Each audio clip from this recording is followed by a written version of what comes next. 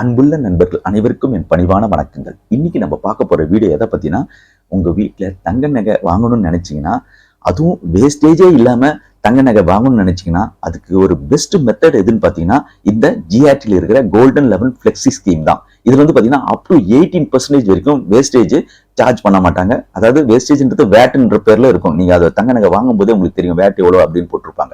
So இது வந்து டிசைனுக்கு ஏற்ற மாதிரி அதிகமாகும். ஓகேங்களா? ஸோ அப் டு ஆவரேஜா பாத்தீங்கன்னா எப்படி 15 to 18% இருக்குங்க எப்பவுமே நீங்க வாங்குறதுங்க. ஸோ அது வந்து உங்களுக்கு வந்து சார்ஜே பண்ண மாட்டாங்க. இந்த மாதிரி ஸ்கீம்ல நீங்க சேர்ந்தீங்கன்னா, இந்த ஸ்கீம் பத்தி சொல்லணும்னா இது வந்து ஒரு 11 மாசம் நீங்க கட்ட வேண்டியிருக்கும். ஸோ ஆஃப்டர் 10th மந்த்தே நீங்க வந்து ஜவல்ல வாங்கிக்கலாம். இதே உங்க பெனிஃபிட் அவங்க கொடுப்பாங்க. இதுதான் நீங்க முக்கியமா தெரிஞ்சுக்க வேண்டியது. அப்படி இருக்கிற பட்சத்துல இதுல வந்து பாத்தீங்கன்னா கிட்டத்தட்ட நீங்க வந்து 2.5 lakhs வந்து 11 month பீரியட்ல உங்களால சேவ் பண்ண முடியும் அப்படின்றத நீங்க புரிஞ்சுக்கணும். ஓகேங்களா?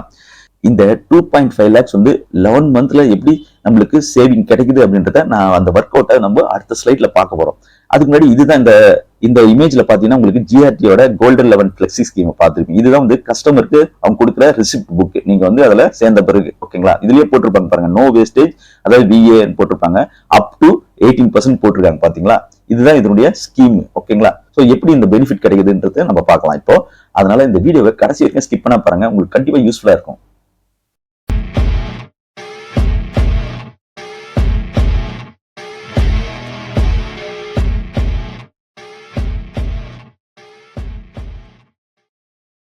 இந்த ஜிஆர்டி கோல்டு சேவிங் ஸ்கீம்ல கோல்டு ரேட் பெர் கிராம், அதாவது 10ஆம் தேதி நிலவரப்படி பாத்தீங்கன்னா 5600 ரூபாய் ஒரு கிராமுக்கு விற்கிறாங்க. அப்போ 8 கிராமுக்கு வந்து 44,800 ரூபாய். அதாவது ஒரு சவரன் கோல்டு நீங்க வாங்கணும்னா 44,800 ரூபாய் நீங்க கொடுக்க வேண்டியிருக்கும். இதே 30 சவரன் வாங்கணும்னா நீங்க 13,44,000 செலவு பண்ண வேண்டியிருக்கும். ஆனா இந்த 18% வேட் வந்து ஒரு சவரனுக்கே எவ்வளவு தெரியுமா சார்ஜ் பண்றாங்க? 8,000 ரூபாய் சார்ஜ் பண்றாங்க. 8,064 ரூபாய். அப்போ 30 சவரன் நீங்க வாங்கினீங்கன்னா கிட்டத்தட்ட 2,41,000 2,41,920 ரூபாய் நீங்க வந்து அடிஷனலா எக்ஸ்ட்ராவா நீங்க பே பண்றீங்க அப்படின்றது நீங்க புரிஞ்சுக்கணும். ஓகேங்களா? சோ ஒரு இது வந்து நான் ஜஸ்ட் ஒரு 30 சவரனுக்கு எக்ஸாம்பிள் சொன்னேன். நீங்க ஒரு சவரன் வாங்கினா கூட நீங்க வந்து கிட்டத்தட்ட 18% நீங்க பேங்க் எஃப்டில போட்டீங்கன்னா கூட உங்களுக்கு எவ்வளவு வரும் பணம்? 7% தான் கிடைக்கும். ஸோ நீங்க பேங்க் எஃப்டில போட்டு மொத்தமா போய் நகையை வாங்கறத விட இது மாதிரி வாங்கினீங்கன்னா இவ்வளவு அமௌண்ட் சேவ் ஆகுது. 18% சேவ் ஆகுதுங்க. உங்களுக்கு எங்க கொடுக்குறாங்க 18% இன்ட்ரெஸ்ட்? எந்த பணத்துக்கு எந்த பேங்க்ல உங்களுக்கு கொடுக்குறாங்க? இல்ல எந்த ஸ்கீம்லயாவது கொடுக்குறாங்களா அப்படின்றத நீங்க யோசிச்சு பாருங்க. ஓகேங்களா? ஸோ டோட்டல் பர்ச்சேஸ் அமௌண்ட் எவ்வளவு ஆகுது?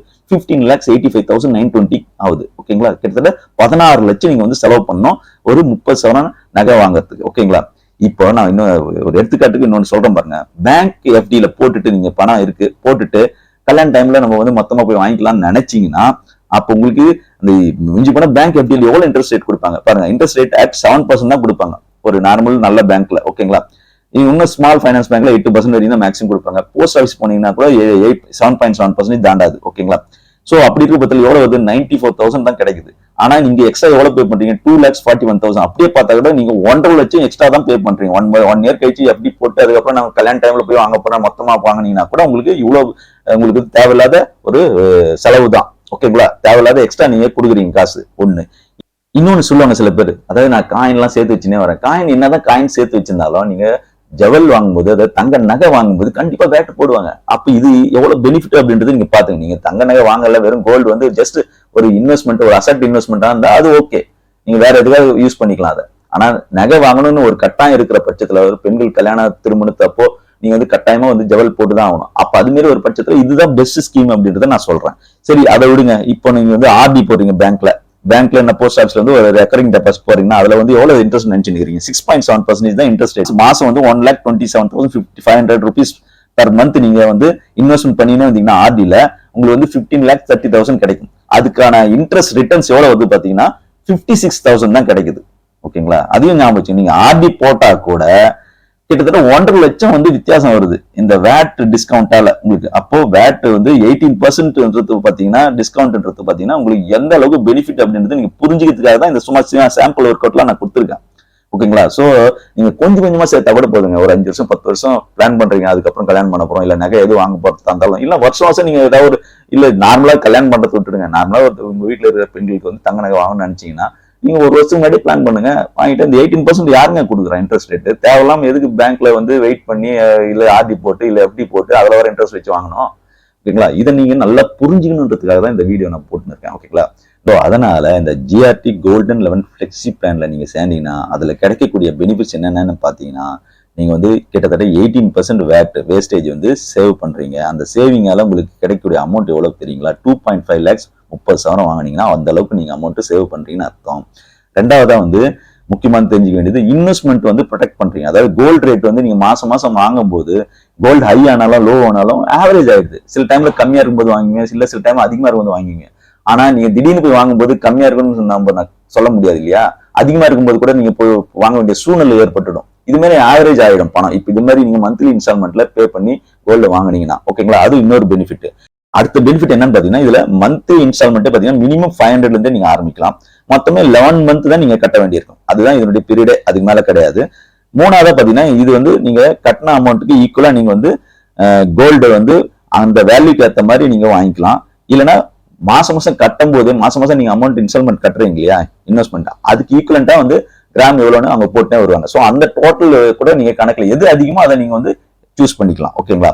ஸோ இந்த பேமெண்ட்லாம் வந்து ஈஸி தான். Debit card, credit card, net banking மூலமா கூட ஆன்லைன்லேயே கூட நீங்க பே பண்ணினே வரலாம்.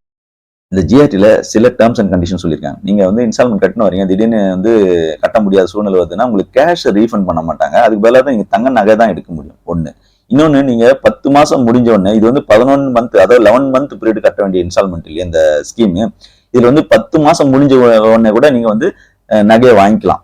அதுக்கு வந்து அதே பெனிஃபிட் தான் கிடைக்கும். அதாவது 11 மந்த் கட்டின பிறகு என்ன பெனிஃபிட் கிடைக்குதோ அதே ஃபுல் பெனிஃபிட் வந்து 10th மந்த் முடிஞ்ச உடனே கூட நீங்க நகையை வாங்கிக்கலாம். அதாவது 18% வேட் டிஸ்கவுண்ட் கொடுக்குறாங்க. ஓகேங்களா? இந்த இன்ஸ்டால்மெண்ட்ல கம்பல்சரி நீங்க கண்டினியூஸா கட்டினா வரணும். ஓகே. அடுத்ததா இப்ப சப்போஸ் நீங்க வந்து ஒரு 7 மாசம் கழிச்சு, அதாவது 8 மாசத்துல இருந்து 10 மாசத்துக்குள்ள நீங்க ஏதாவது டிஸ்கண்டினியூ பண்ணிட்டீங்கன்னு வச்சுங்களேன், கட்டாமட்டீங்கன்னா நீங்க அப் டு 60% வந்து உங்களுக்கு டிஸ்கவுண்ட் கொடுக்குறாங்க அந்த வேட்ல இருந்து. சப்போஸ் நீங்க 6 மந்த்ஸ்க்குள்ளவே அந்த டிஸ்கண்டினியூ பண்ணிட்டீங்கன்னா உங்களுக்கு அந்த வேட் டிஸ்கவுண்ட், வேஸ்டேஜ் டிஸ்கவுண்ட் வந்து கிடைக்காது அந்த பெனிஃபிட். ஸோ நீங்க வாங்குற தங்க நகைக்கு எவ்வளவு வேட்டை நீங்க கட்டி தான் ஆகணும். ஓகேங்களா? அது இல்லாம இந்த டேர்ம்ஸ் அண்ட் கண்டிஷன்லாம் வந்து கொஞ்சம் மாறுதலுக்கு உட்பட்டது அப்படின்னு அவங்களே வந்து சொல்றாங்க ஜிஆர்டிலே. ஓகேங்களா? ஸோ இதை நீங்க புரிஞ்சுக்கணும். நான் ஏன் ஜிஆர்டி கோல்டன் ஸ்கீமை வந்து சொல்லி இருக்கேன் அப்படின்னு பாத்தீங்கன்னா, ஏன்னா என்னுடைய அனுபவத்தை தான் உங்களுக்கு ஷேர் பண்றேன். இதுலதான் நீங்க வந்து போடணும் அப்படின்லாம் கிடையாது. உங்களுக்கு இதோட பெட்டரான ஸ்கீம் ஏதாவது இருந்ததுன்னா, அதாவது முக்கியமா நல்ல கம்பெனியான்னு பாத்துங்க, அதாவது நல்ல ஜுவல்லரி ஷாப்பான்னு பாத்துங்க. இப்போ வந்து பாத்தீங்கன்னா டாப்ல இருக்கு ஏதாவது டேனிஷ்க்கு இருக்கு. ஓகேங்களா? டாடா கம்பெனி. ஸோ அதுலயும் பாருங்க. ஆனா இந்த பெனிஃபிட் அதுல இல்ல. நோ வேஸ்டேஜ்ன்ற மாதிரி அந்த மாதிரி கொடுக்கலாம். அவங்க 1 மந்த் இன்ஸ்டால்மெண்ட்ல வந்து சம் டிஸ்கவுண்ட் கொடுக்குறாங்க. அது போய் செக் பண்ணீங்க. ரெண்டாவது பாத்தீங்கன்னா பிரின்ஸ் ஜுவல்லரி கூட நல்ல ஒரு ஜுவல்லரி ஷாப் தான், அதையும் செக் பண்ணுங்க. ஸோ இது மாதிரி இருக்கிற இதுல நீங்க செக் பண்ணுங்க. இந்த பெனிஃபிட் கிடைச்சுன்னா அது நீங்க அங்க எங்க அதிகமான பெனிஃபிட் கிடைக்குதோ அங்க வந்து சூஸ் பண்ணி நீங்க நகையை வந்து வாங்கலாம். ஓகேங்களா? இன்னொன்னு, இந்த ஜிஆர்டி நான் வந்து பாத்தீங்கன்னா கிட்டத்தட்ட 55 வருஷம் மேல ஆயிடுச்சுங்க. இன்னும் அது வந்து பாரம்பரியமா நிறைய பேர் இதுல வாங்கின்னு இருக்காங்க. ஓகேங்களா? என்னுடைய அனுபவத்திலே நானே எங்க அப்பா அம்மா காலத்துல இருந்தே இது வந்து எங்க வீட்டுல இருந்து போட்டுன்னு இருக்காங்க. இந்த மாதிரி ஸ்கீம் எல்லாம் போட்டு அதில் கிடைக்கிற பெனிஃபிட் நாங்கள் அனுபவிச்சுன்னு தான் இருக்கோம். இன்னமும் நான் வந்து அதுல ஸ்கீம்ல போட்டு தான் வந்துன்னு இருக்கேன். ஓகேங்களா? ஸோ அந்த அளவுக்கு பெனிஃபிட் இருக்கு. ஓகேங்களா? ஸோ இது வந்து நீங்க புரிஞ்சுக்கின்னு அதுக்கேற்ற மாதிரி உங்க இன்வெஸ்ட்மெண்ட்டை ஒரு புத்திசாலித்தனமா நீங்க வந்து செலவிடுங்க அப்படின்றது தான் என்னுடைய தாழ்மையான கருத்து. ஓகேங்களா? இந்த வீடியோ உங்களுக்கு பிடிச்சிருந்ததுன்னா, யூஸ்ஃபுல்லா இருந்ததுன்னு நினைச்சீங்கன்னா லைக் பண்ணுங்க, உங்க ஃப்ரெண்ட்ஸ் ஃபேமிலிக்கெல்லாம் ஷேர் பண்ணுங்க, சப்ஸ்கிரைப் பண்ண மறந்துடாதீங்க. கூடவே பெல் நோட்டிஃபிகேஷனும் தட்டி விட்டுருங்க. அப்பதானே அடுத்தடுத்து போற வீடியோ உங்களுக்கு வந்து சேரும். நன்றி, வணக்கம்.